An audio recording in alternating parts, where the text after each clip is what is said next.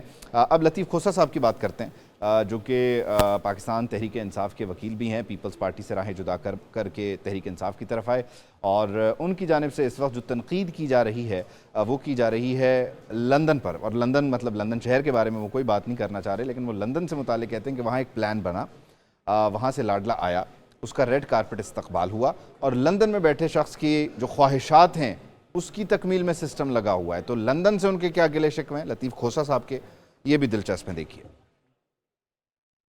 आपने हमारा बल्ला छीन कर, सिंबल छीन कर, आपने हमारे वोटर्स को जो है वो एक किस्म का खेर के रख दिया, हमारे उम्मीदवारों को भी। ये बगैर प्रोटोकॉल के, बगैर पुलिस के, बगैर 15-20 डालों के, बगैर ये जो है गनमैन और सिक्योरिटी गार्ड्स के ये इलाके में नहीं जा सकते। वापस लंदन जो है कि जहाज लेकर जाते हुए नजर आएंगे और जाते हुए ये कहते सुनेंगे, गूंज आएगी, और मुझे क्यों बुलाया, मुझे क्यों बुलाया।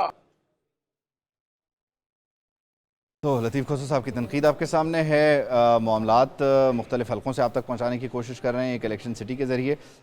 अब लतीफ़ खोसा साहब की बात करते हैं, जो कि पाकिस्तान तहरीक इंसाफ के वकील भी हैं। पीपल्स पार्टी से राहें जुदा करके तहरीक इंसाफ की तरफ आए और उनकी जानिब से इस वक्त जो तनकीद की जा रही है वो की जा रही है लंदन पर। और लंदन मतलब लंदन शहर के बारे में वो कोई बात नहीं करना चाह रहे, लेकिन वो लंदन से मुताल्लिक़ कहते हैं कि वहाँ एक प्लान बना, वहाँ से लाडला आया, उसका रेड कारपेट इस्तकबाल हुआ और लंदन में बैठे शख्स की जो ख्वाहिशात हैं उसकी तकमील में सिस्टम लगा हुआ है। तो लंदन से उनके क्या गिले शिकवे हैं लतीफ़ खोसा साहब के, ये भी दिलचस्प है। देखिए,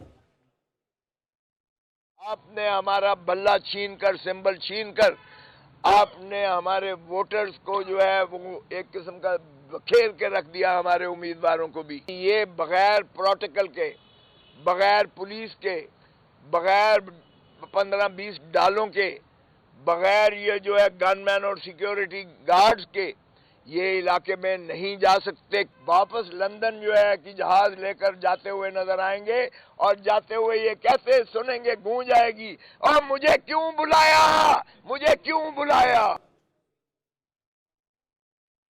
तो लतीफ़ खोसा साहब की तनकीद आपके सामने है। मामलात मुख्तलिफ हलकों से आप तक पहुँचाने की कोशिश कर रहे हैं एक इलेक्शन सिटी के ज़रिए।